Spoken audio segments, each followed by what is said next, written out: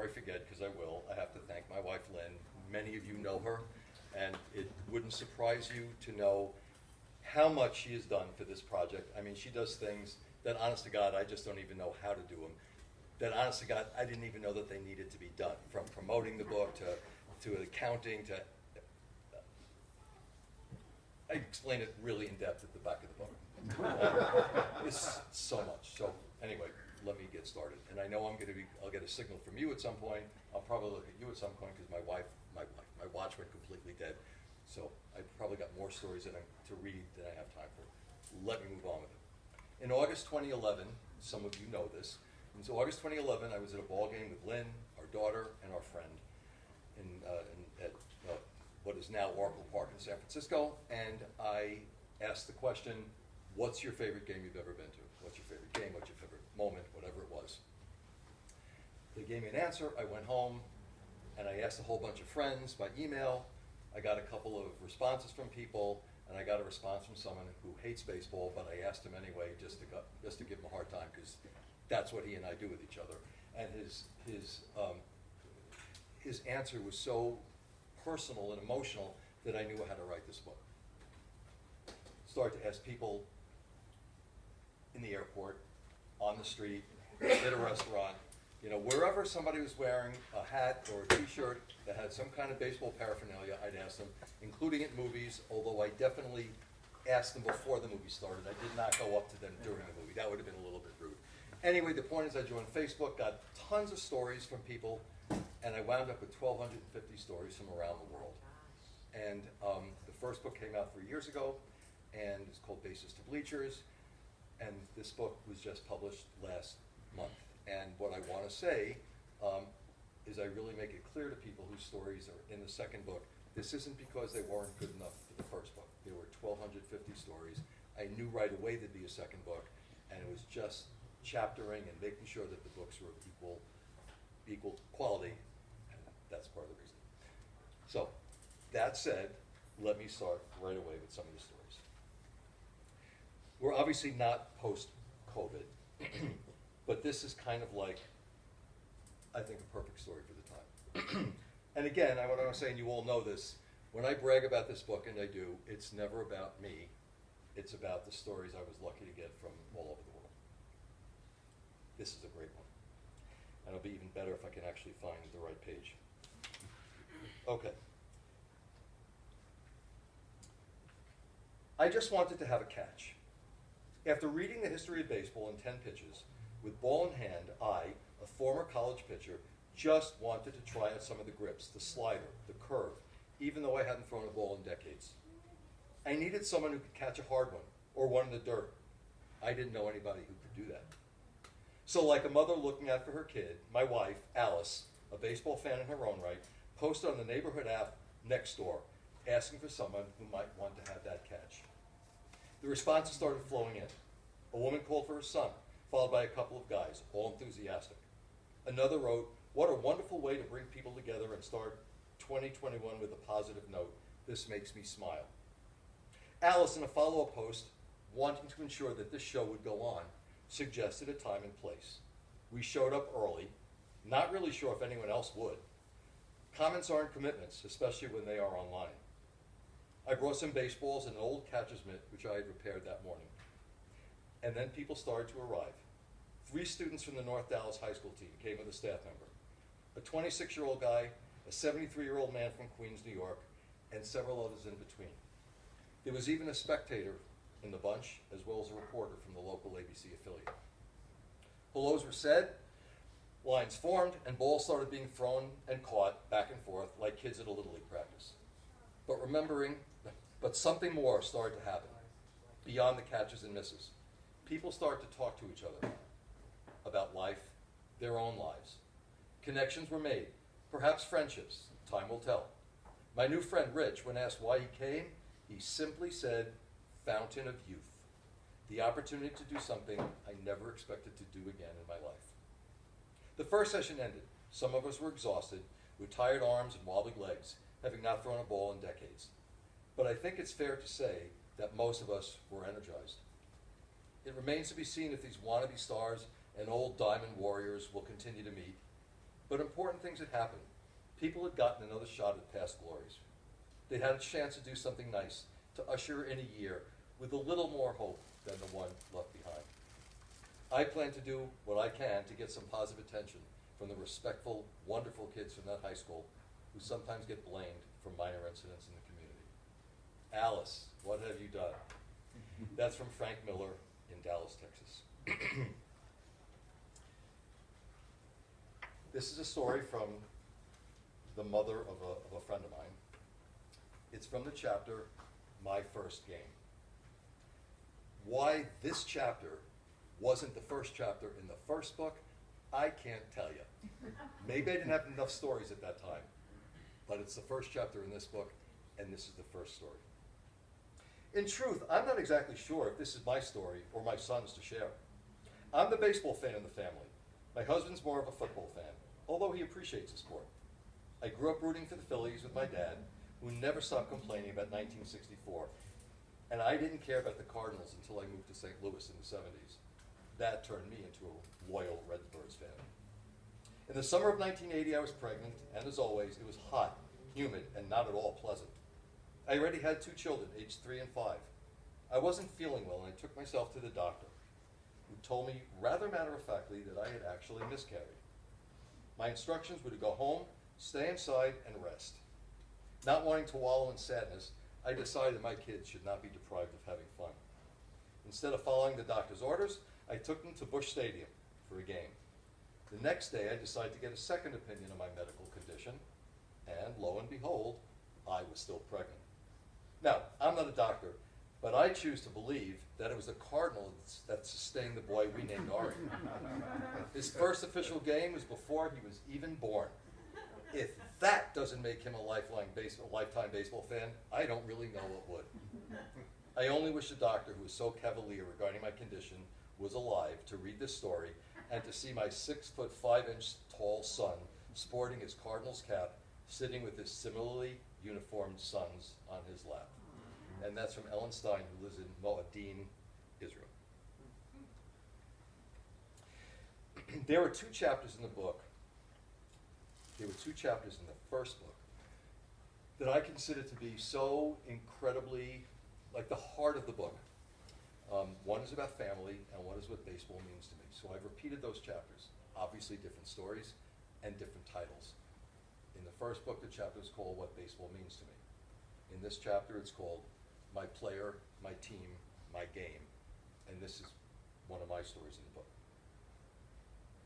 And I'll say in advance that there will probably be times that I'm going to tear up a little bit. For that, I'm just telling you I am not making apologies. After over 50 years and attending hundreds of ball games, I had still never seen a no-hitter. I wasn't there on June 13th, 2012, when Matt Cain stepped onto the AT&T mound, but I was watching on TV. My wife, Lynn, and I watched the whole thing, and our daughter, Rachel, was working at the park as usual for home games. As our collective favorite player, Matt Cain, was tossing more and more zeros, 0 hits, 0 runs, 0 errors, 0 walks, the tension and anxiety began to rise in our household. From 3,000 miles away, 4-way texts began with our son David, who knew he should be going to sleep, but couldn't pass on the chance to watch history being made. Gregor Blanco's catch in the 7th was the first breathtaking moment. For the last play, a tough hop to Joaquin Arias, who had replaced Panda for defensive purposes. It made him step backward, taking away any momentum toward first base. Still, the play was made. Cain pumped his fist, and then came the call, a very brief one at 1 a.m. or so from David. This was history, just the 22nd perfect game ever. It was our favorite player who had accomplished this feat, and it was obvious that once again, this magical game of baseball had connected the 4 of us from our home in San Francisco to the press elevator in the park to an apartment in D.C. to the pitcher's mound. 5 years later, Lynn and I got tickets for the last game of the 2017 season. Lynn likes to go to this game, Fan Appreciation Day, at which prizes are given away like water to racers in a marathon, and players throw balls into the stands after the game. But we went that day because we knew this is the last game Matt Cain would ever pitch. Several years of ineffectiveness, caused in part by the injuries that suddenly plagued this once impervious horse, had resulted in his decision at the relatively young age of 33 to hang him up rather than to keep pushing to regain a past magic. We knew he would get the start one last time after half a season of doing bullpen mop-up work. He did, and he was magnificent, reaching back and pitching like the Matt Cain of old. And fittingly, befitting the term coined from his name, he got caned, receiving no run support. He pitched 5 innings, 1 run, the last inning reportedly on fumes and adrenaline, and he took the loss. Still our guy, I thought, as today I watch the ceremonies inducting him onto the Giants' Wall of Fame, and it still makes me a little teary when I read this story. He will be my last ever favorite player. This is a couple we met on a cruise, and this is their story. It's from the chapter of triples. Triples are 3 stories that have some common theme. Okay, I'm only going to read one of the triples. It's a doozy. I worked at the accent a little bit. It's probably not a good one, but you'll have to forgive me. My wife Jane and I rank between a 5 and a 6 on the baseball fan scale. We like to watch games on television and try to attend a number of games each season, especially if our favorite team, the Texas Rangers, is having a better than average year.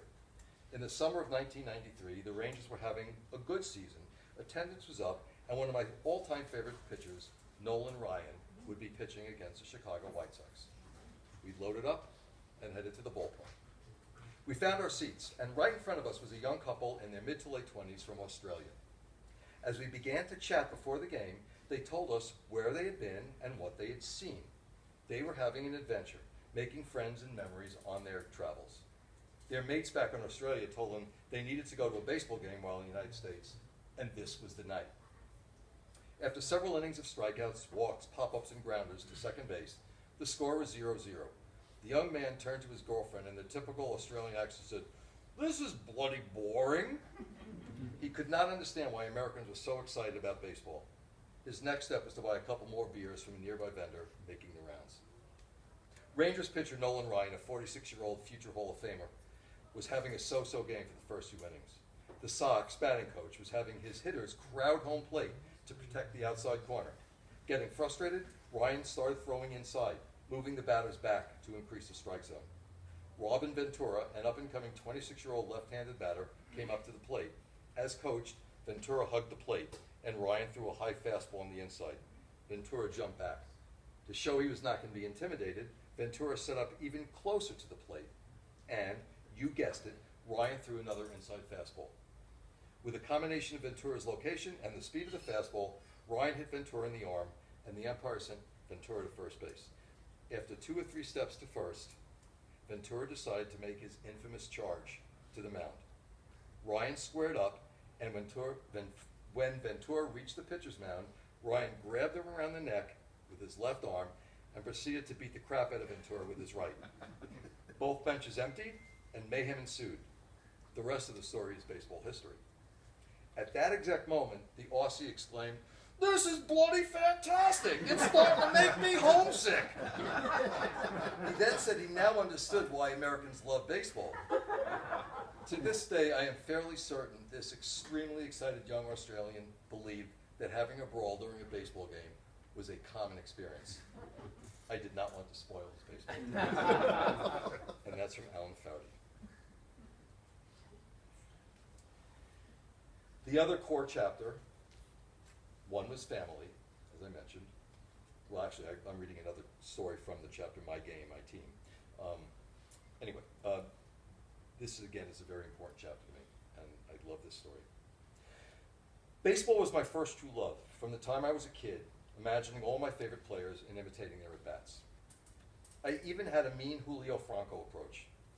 The game changed for me over the years, from Little League to playing in college, and then as a coach for over a decade. It has taught me more life lessons than anything else, especially how to deal with failure. In how many sports can you fail 70% of the time but still be considered a star?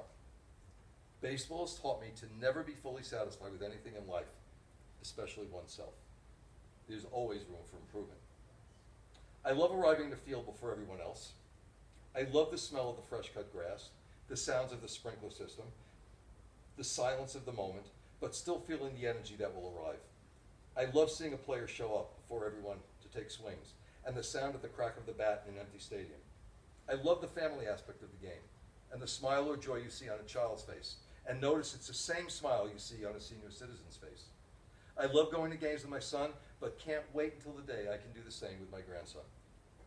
Looking into the stands, seeing a grandfather and grandson together watching and discussing the game has brought me smiles, even tears to my face.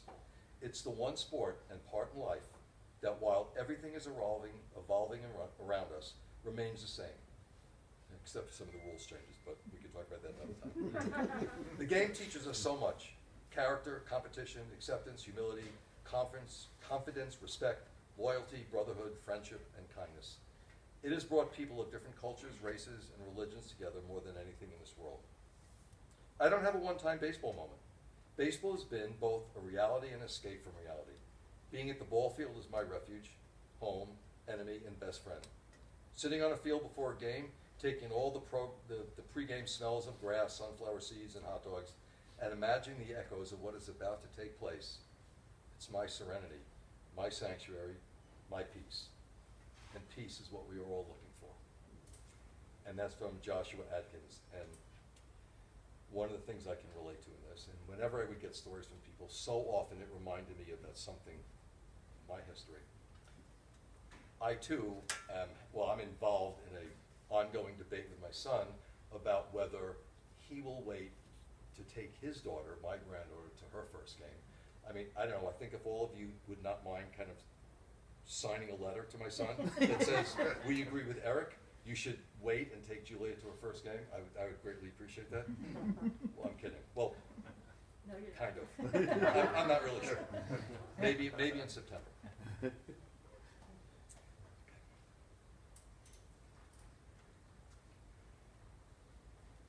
This is from the chapter on family. At least it will be if I can find it. It's the other chapter that's incredibly important to me. The first book, it was called Generation to Generation Family in Baseball. In this book, it's called the gloves and balls and bats that bind. I should know this, but I don't. Near the end of the 2019 season, Eric and I were in our usual place in section 104, row 8. With us were our neighbor Frank and friend Sid. Eric and I enjoy sharing our love of the game with friends. A big part of the enjoyment is having conversation with the folks around us and making new friends and acquaintances, which seems to happen at every game we attend. We've been part of a season ticket group since the Giants' new stadium opened in 2000, sharing 4 seats for 81 home games with a varying number of partners. At the beginning, our kids, Rachel and David, generally accompanied us, although Rachel in high school was already working for the Giants in guest services. So whether with our kids, friends of ours, or friends of our kids, we always could find folks to fill the 4 seats with us for our share of the games. Now with the kids grown, David having moved to Washington, D.C. in 2010, and Rachel working most home games, it's been our practice to invite friends to join us.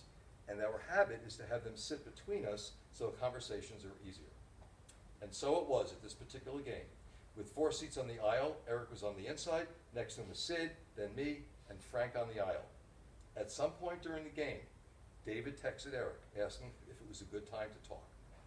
Eric texted back that we were at the ball game. David asked, very uncharacteristically, who we were with.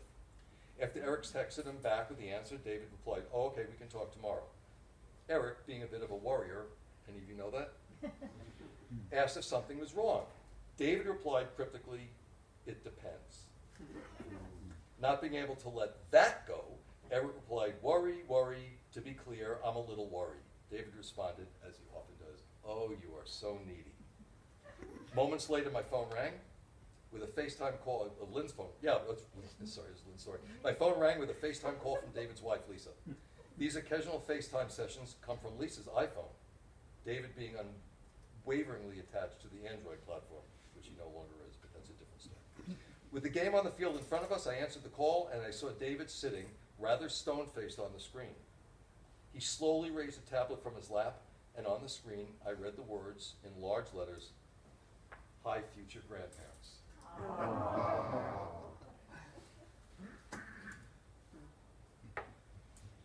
I'll get to the rest of this in front of me. All right. He slowly, "Hi, future," an involuntary exclamation, "Wow!" escaped my lips as Sid, sitting to my right, looked at the screen with me. As I sat there with a big grin on my face, Sid had the presence of mind to suggest to Eric, sitting to his right, that they exchanged seats. That's a story how we found out that we were going to be grandparents, fittingly for us at a ball game. That is, Sid and I found out that Eric and I were going to be grandparents. As soon as Eric was in on the call, we shared our excitement with David and Lisa, and Sid and Frank, and most of the baseball fans sitting around us within earshot. We kept the call brief, as the sounds of the game made it hard to carry on conversation. But I do recall we got a number of congrats from the folks in the rows above and below us. And that, of course, is Lynn's story.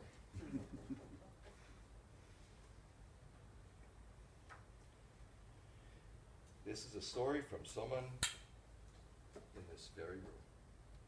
I played baseball in my youth, softball as I aged, and then began coaching. I coached my two sons through their youth, stopped when they played, stopped when they stopped playing, and then returned when a friend asked me to help out. My youth coaching experience extends about 15 years, but my love for the game extends well over 50. As most coaches know, motivation is a key, if not the key factor in bringing out the best in players and teams. I found motivating sayings and actions from major league players and coaches which I utilized regularly with some success. I then stumbled onto one tactic that proved effective as a rallying point for a number of teams and their players over the years that I coached in what is called Gopher State Baseball League, a league comprised of teams in and around the Twin Cities, Minneapolis and St. Paul metro area, that play at a very high level, consistently producing Division I college players. The Gopher State Baseball League traditionally gives baseball caps to the team that wins the seasonal league play. They are quality caps bearing the league logo, but most important, league champion is embroidered prominently on the back. The year I returned to coaching, we were fortunate to have a very good team and we won the league, and thus got the caps. As the first practice the next season with the next group of young men, prior to distributing the uniforms, I wore my trophy hat. At the team talk to start practice, one player noticed the cool logo and asked if their uniforms included that hat. Not to let that opportunity pass, I took the cap off, turned it around to reveal league champion on the back, and told them, no, this isn't part of the uniform. This one needs to be earned. Winning a league champion cap became a core part of the team goals for each subsequent team. Frequently, there was talk on the bench and in the field about earning the cap, or one game closer to the cap, or get a hit or out for the cap, that sort of banter. I don't recall the exact number of caps our team won, but as a motivator, it was many more years than not. A decade later, I still have a few caps in my wardrobe, though most are faded, sweat-stained, and tattered. I'm thankful to every young man that worked hard and earned a cap for me. And that's from Robert Kretschmer, right over here. You want to hoist up one of those caps? I have a couple of the caps with me. League caps.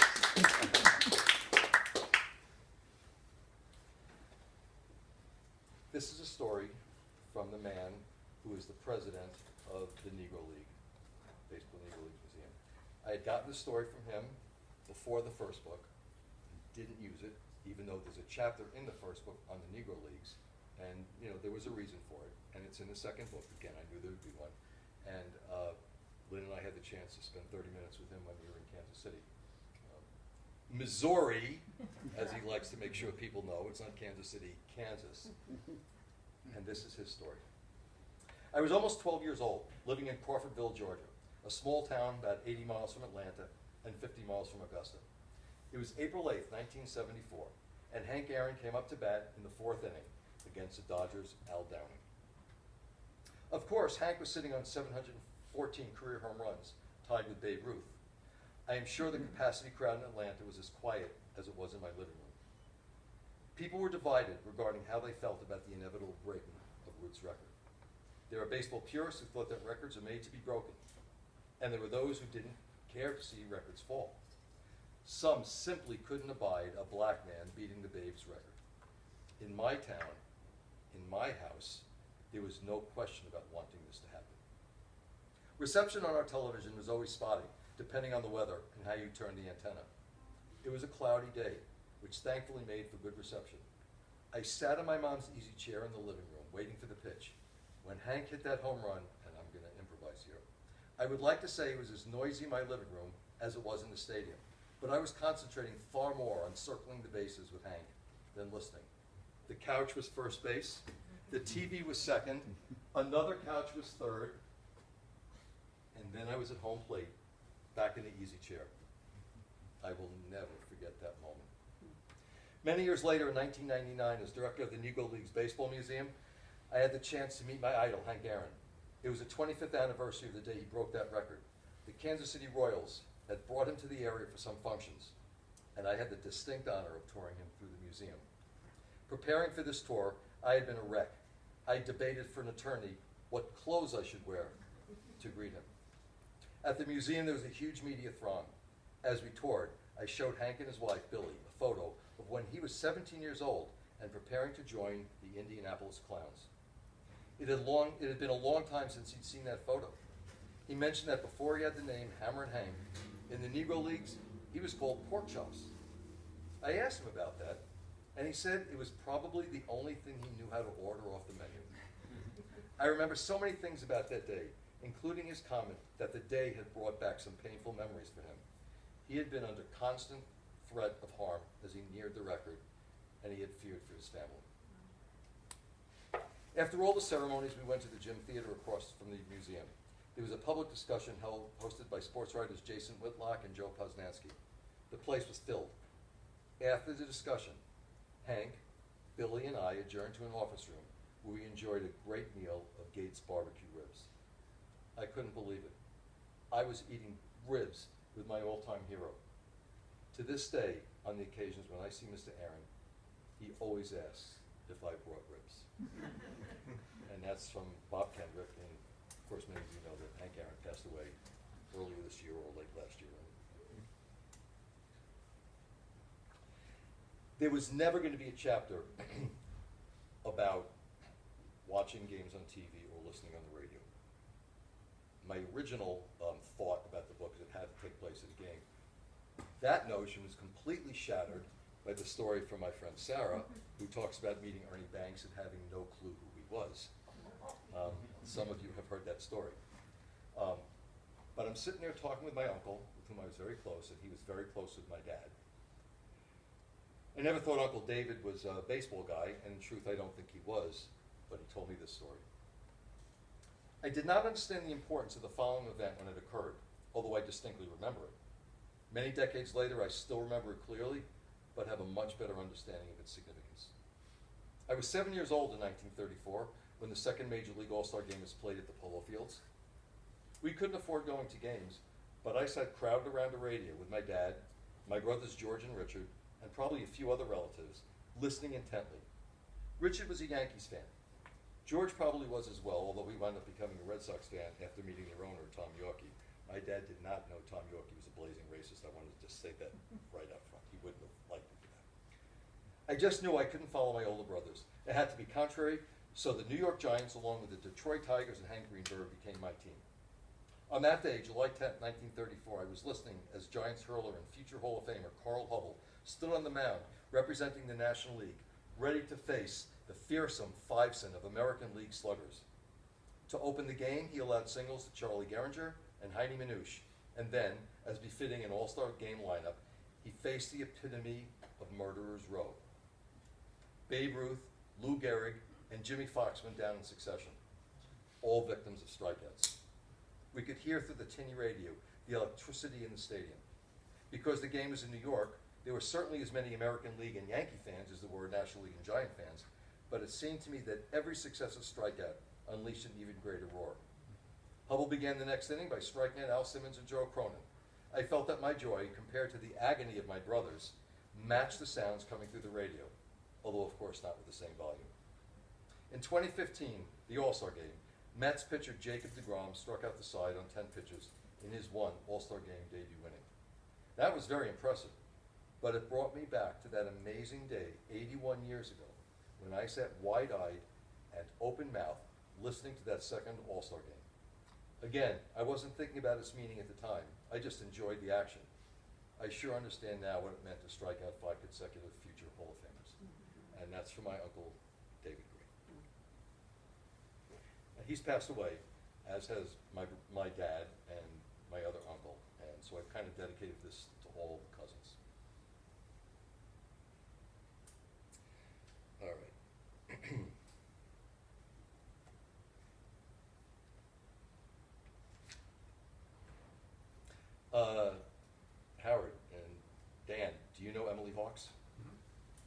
This is her story.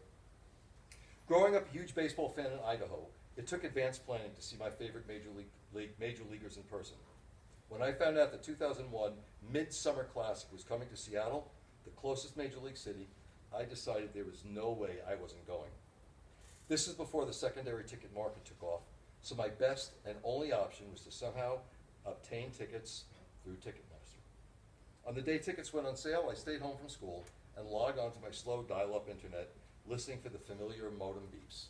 Once online, I opened as many browsers as I could. I wanted 3 tickets so I could go with my parents, Jim and Joy. Over and over again, I hit the refresh button, only to see no tickets available. Finally, a miracle struck. 2 tickets appeared, and I jumped on it. But now I was torn. I had 2 tickets in hand and had to decide which parent would accompany me to the game. In my infinite adolescent wisdom, I decided the most fair and impartial way to decide was to administer an exam. For the next few days, I laboriously assembled a baseball test, doing my best to provide an unbiased mix of questions spanning all playing eras. Fortunately, my parents were both good sports and willingly took my baseball SAT. In the end, Mom had the edge and wound up as my all-star chaperone. It was a very memorable game, with 8 of my Mariners voted to the squad, Cal Ripken winning the All-Star MVP in his final playing year. Sadly, Dad had to watch the game from the TV from the confines of our Seattle hotel room. But don't worry, I made it up to him in adulthood, taking multiple baseball trips with just him. And he didn't even have to take another exam. And occasionally I write a little editor's note, and I said, I wonder how I would do on your baseball SAT, Emily. Do you still have that exam? You doing okay for time? Okay, good. I will read this story. I kind of mentioned before that our daughter works in the press elevator and has since she was 17. 14. Huh? Right, the first few years she was in the press elevator. My bad. She generally corrects me correctly. He's This time right. I'll just. He wanted to hear me say that. He's right. I'll just think of you as a heckler. This is from the chapter, and this is why I want you to meet her at some point. This is from the chapter, Ushers and Vendors and Ball Boys. Oh my. Jeff Kent rode in my elevator. It's happened before, and usually I just smile, but today was destined to be different. Jeff was going up to the 4th floor, and there were people stopping on every floor on the way up. One of them apologized to everyone, and I seized the opportunity to say, no problem. It gives me more time in the elevator with my favorite baseball player of all time, Jeff Kent. There was no need to mention Matt Cain or the complexities of my ranking system at that particular moment, I felt. Oh, thank you, said the man with the only mustache I've ever liked. I'm not even kidding, I insisted. Okay, I gushed, as I decided to just let myself go full-on fangirl. I still wear number 21. Well, I don't actually play anything, but it's in my email address. I wouldn't have blamed him for not wanting to respond, but he kindly asked, are you stuck in here all day? I'd already embarrassed myself, so I just went with it. Yes, but it's totally worth it. He smiled and said, good to meet you, and he shook my hand. This quite literally is what I had hoped for in applying for this job in the first place. Life goal achieved. What do I do now? I don't need this job anymore. She actually does. But that's a different matter. And that's Still working in the press. that's my daughter, Rachel Gray. I'm only reading one story from the first book, and there's a reason for it. There are a number of Hewitt stories in the first book. I can't read one and not read the others, but I'm reading this one. You know the person, you know the person. A friend of ours who wrote a wonderful child's book about Jackie Robinson, who knew Jackie Robinson his whole life. He passed away 3 or 4 months ago, and this is kind of, he would, huh?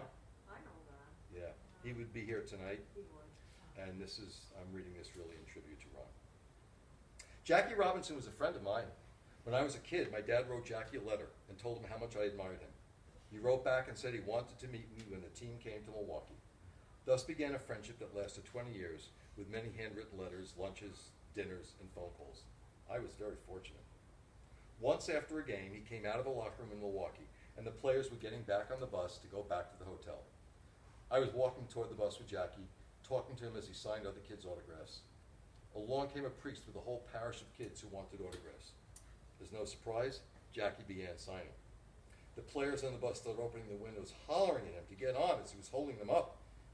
He went to the driver and said, "Take the guys back to the hotel, I'll take a cab." He stood there and finished signing autographs for every kid. That was the type of person he was. That was the man I was lucky enough to know. We, of course, gave him a ride back to his hotel. And that's Ron Rabinowitz.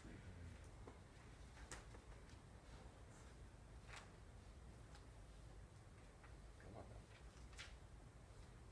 now. All right. This is from somebody local. He couldn't be here tonight, but it's a Milwaukee-based, Minneapolis-based story. And here it is. He actually asked to be credited as anonymous, which of course I respect. Ricky Henderson had that famous way of swatting fly balls when they came to him, called the snatch catch. Instead of letting the ball just come into the glove, Henderson would stab at it and flick his glove as he caught it. Completely a showboat move. Drove me nuts. At one game, we were sitting right by the left field pole, and I was razzing him terribly. "Ricky B, the greatest player ever," I yelled, and told him he was going to miss one. In the fourth inning, he swatted at one for a 3-base error. I was merciless. After the game, I wanted to get Mark McGwire's autograph. My cousin had connections, so we were waiting by the locker room door when Ricky saw me and started swearing at me. I was actually afraid he would kick my ass, which I probably would have deserved. 4 years later, at a Cubs versus Padres game on Father's Day, I sat in the bleachers, and Henderson was in left field for the Padres. I immediately started in on him. Without turning around, he yelled, "Go the blank back to Minnesota." My buddy and I were given free beer for that one by people in the bleachers. That same day, I saw Fernando, Sandberg, Quinn, and Sosa. I sang with Harry Carey, and I watched Captain Kangaroo throw out the first pitch. 5 years ago, I was able to see past Henderson's attitude and just look at his talent and career. He is one of the 5 or 6 greatest players in the history of the game. I purchased his Ricky card and his autographed A's and Yankees cards.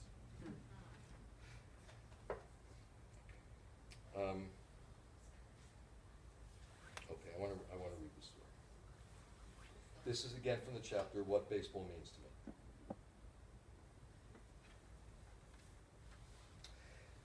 It was Sunday. Well, let me try that one again. It was Saturday, October 28th, and I had just turned 13. I was suddenly a star pitcher and home run leader for my Little League team, the Yarmouth Mariners. This was a big deal for me, since I was used to being one of the worst players on the team. My older brother was home from college at the time. He had been a left-handed power-hitting first baseman, but now baseball was just a game he'd once played. For my parents and younger brother, this was a day of baseball, Game 6 of the 1995 World Series. My Atlanta Braves were 1 win away from the championship. Ever since I'd opened my first pack of baseball cards in 1991, David Justice being the first card, I'd been a diehard Braves fan and Justice fan, amassing a huge collection of his cards that only museums could rival. That day I was a hopeful kid who had watched his team lose the series in 91 and 92, and I was terrified it would happen again. There was a lot of anger in my family, and growing up I didn't appreciate this day for what it would be.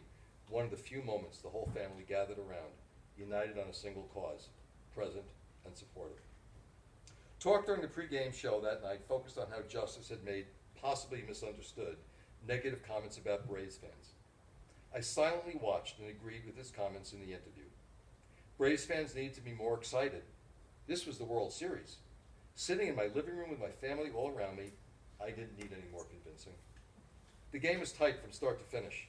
Future Hall of Famer Tom Glabin pitched 8 one-hit innings, and the dominant Cleveland Indians lineup with the likes of Albert Bell, Eddie Murray, and Jim Tomei looked downright pedestrian. Unfortunately, the Braves didn't threaten to score until the 6th. I remember every moment vividly, repeatedly watching old footage has it all ingrained in my psyche. Left-hander Jim Poole took the mound, and Justice stepped up to the plate to the sound of cheers, mixed with boos, and sent the third pitch, a bell-tie fastball, back into the right field bleachers. Fulton County Stadium erupted. I was jumping, running, screaming at the TV, arms raised, and everyone in my house was shouting and giving high fives. My favorite player had just hit the most important home run in the history of one of baseball's oldest franchises. But this game wasn't over. Cleveland's bullpen kept it close into the 9th, behind by only 1 run. The gave the ball to Mark Wohlers, he of the mullet and the stare and the 103-mile-per-hour fastball. It was a gutsy move considering Glabin had been so dominant, but this is why teams have closers. I cringed. Kenny Lofton popped one up in foul territory, and out of nowhere came diminutive Dominican Rafael Belliard to make a phenomenal catch. Pinch hitter Paul Sorrento popped out to Marquise Grissom. All I heard was the crowd. Carlos Bayeger drove the first pitch to Grissom, and I immediately knew I've seen enough games to know if a ball is going to land or be caught. I jumped up, waiting. The catch made. Marquise came running in, arms held high. Wohlers was on the mound as players huddled him. I saw Chipper Jones dive into the scrum, camera cutting to Justice arriving at the celebration he helped create, throwing his glove into the air and wrapping his arms around a teammate. Absolute joy reigned in both Atlanta and my living room. I was surrounded by a family who, it turned out, would never be united for a singular purpose again. My parents would separate and then divorce. I went on to play high school baseball, softball, recreational slow pitch, as well as coach at local high school. I went off to the university and permanently settled hours from my hometown. I followed the rest of Justice's career, including the 1997 Comeback Player of the Year and 2000 American League Championship MVP, but nothing compared to October of '95 and those impossibly great Atlanta Braves. And that is from Matt Claremont, who lives in Canada. As he desperately looks for his thing. How are we doing? One more? Okay. Gonna make this really quick, okay? This is the point that there's a rock concert, you don't get up and start screaming encore, encore, you don't have to do it, I know what I'm reading. Yeah. I may read this at supersonic speed, but I met this young woman at a softball game, and I asked her if she would play with our team. She didn't, but I got the story from her. My favorite baseball memory took place at a Mariners game against the visiting. You know what? If I only have time for one story, I'm going to read this one. That's a great story about what happened on the field when person after person started streaking the field, and one of them literally streaked the field. But I want to read this one.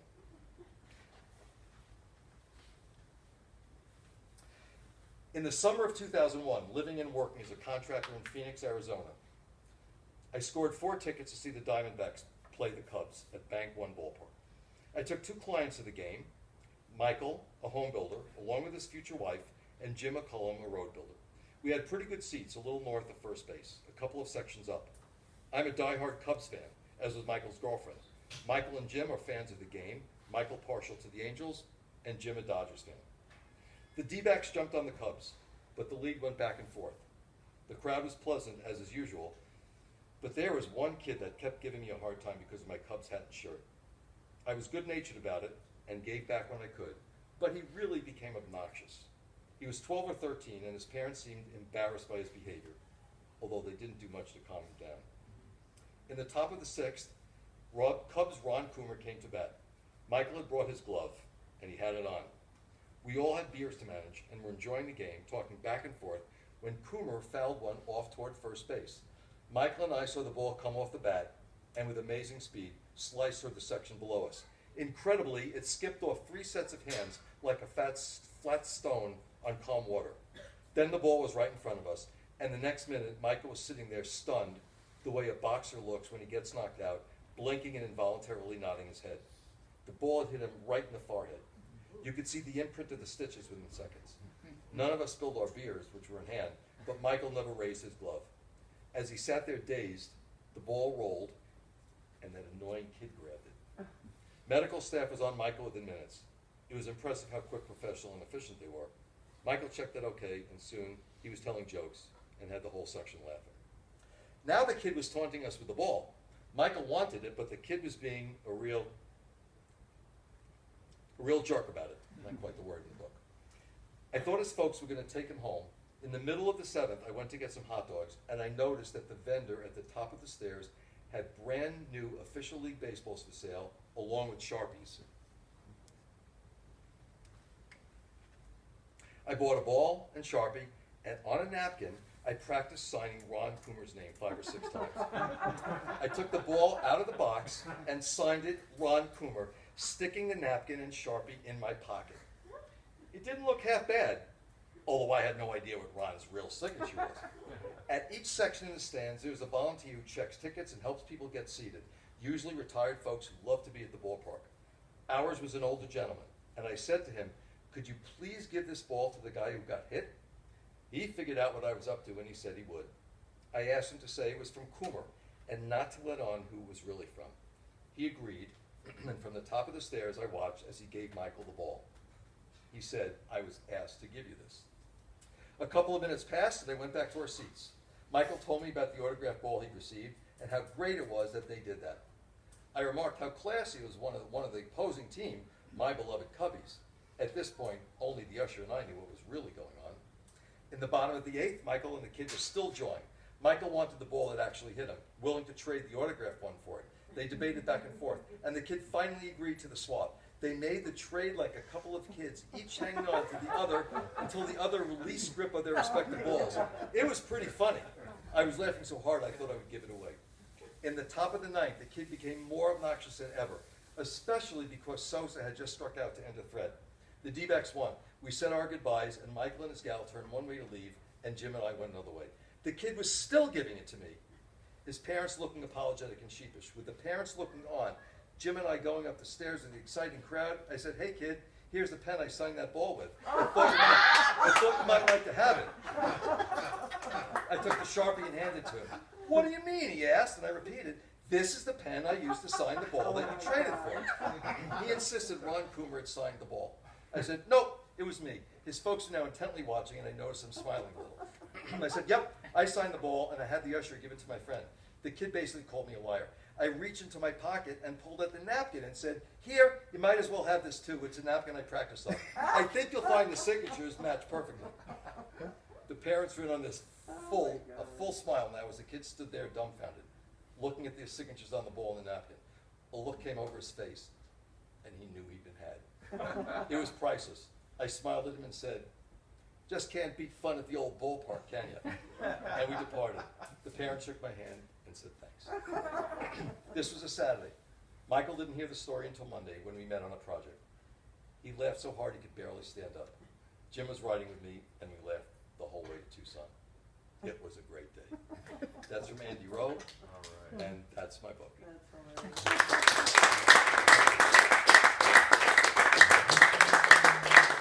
Any questions or any comments? Yes. As a writer myself, number one, did you ask for a word maximum or minimum on the stories? And number two, did you edit any of the stories? Great questions. First of all, no, I did not ask for a minimum or a maximum. Some of the stories are like 2 paragraphs long. There are a few that are amazing, and it's gonna be hard for me to do at a reading because like they could take 10 or 11 minutes, which would be like 25% of the time you have. Yes, I edited. I probably edited everything to some degree. There were some stories that came so completely perfectly that I really didn't have to do anything. Some were a mess, which is fine, because I've always told people, you can give me bullet points. I don't care. I can write. And if you just give me the information, that's all I need. And somebody asked me that question this morning, and I go back to, there's a legendary broadcaster in the Bay Area as being a black woman, Belva Davis, and through a variety of ways, I got to meet her a couple of times, and she gave me a story. She said, "There's really nothing to this story." And I wrote it up, and I sent it to her, and she said, "Oh my God, you took nothing and made it into something good." That for me was obviously like high praise from this award-winning journalist. So yeah, sometimes I had to do a lot of work on it. And another question, did you actually know Ron Rabinowitz, or did you meet him through this project? I met him through this project, Okay. like many other people, like Ruben, Dan, we met at a conference. It was through a baseball group, and we started writing, and then we actually did meet him twice. We met him for lunch one time, and then he came to my reading 3 years ago. As a follow-up, if people want to see Ron's work, he published a children's book a couple of years ago called Always Jackie. Right. I don't know if they have it available here at Majors and Quinn, but it's a wonderful gift if you're looking for kids, grandkids, and others. That was Juliet's. Always Jackie. Right, that was Juliet, my granddaughter's first baseball book. Questions or stories you want to share?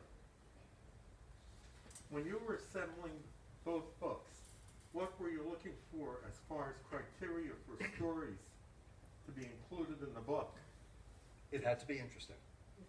And I say that meaning, if somebody says to me, and I read you this story about Hank Aaron's 715th home run, if somebody says to me, I was at the game and Hank Aaron hit his 715th home run, I would say, and that's all they told me, I'd say, terrific. There's no story there. There's a story in this book. Many of you know who Aroldis Chapman is. He's a hard-throwing left-hander. When he first came up, he threw 106 miles per hour. Somebody gave me a story about seeing him throw a single pitch, and you might say to me, well, how could that be interesting? It's the way she told the story about watching kind of like the crowd or the tensions, I don't quite remember, seemed to rise along with his fastball. It was captivating the way she wrote it. It has to be interesting. You have to figure out it's going to be interesting to other people. Any other questions? I encourage all of you to send me a story, because I don't know for sure, but I think the more stories I get, the more likely there will be a third book. I mean, I would say right now it's a good chance, not guarantee. The other thing I want to do, my next project, and some of you know this already, is I'm writing a book, similar concept, but it's about people's music and concert stories. I love baseball, but music is it for me.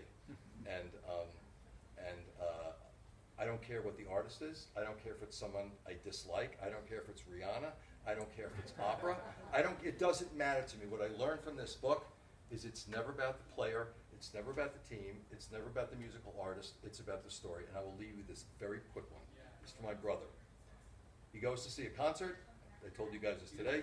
It was, you guys all remember, some of you, Peter Noon and Herman's Hermits.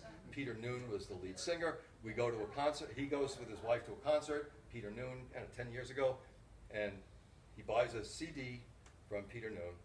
And as Noon is signing it, this idiot brother of mine looks up at Peter Noon and says, my brother and I used to have this debate all the time about who was better, the Beatles or Herman's Hermits.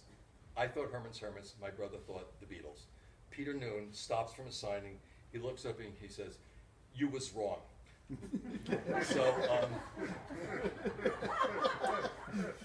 So I have no idea, I had no idea what baseball stories would go. I just knew that they had to be interesting. I have no idea where the concert stories will go.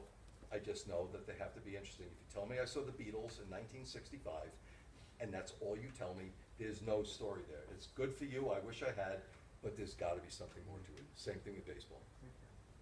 And with that, I thank you all, and thank you, Rachel. Appreciate it.